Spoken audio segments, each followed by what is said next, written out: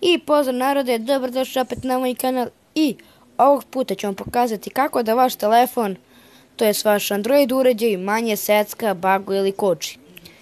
To mi isto. I prvo što ja sad treba da idete u vaše podešanje, meni ovako lago je zato što ovo snimam.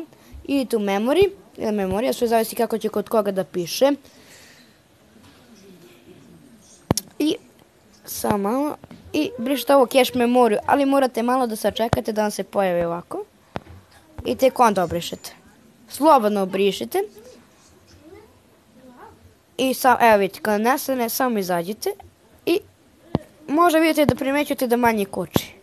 I to je bilo to. Ako vam se sviđa klip, ostavite like, share i subscribe, ali obavezno subscribe, molim vas. I mi se vidimo u nekom narednih klipova. Pozdrav!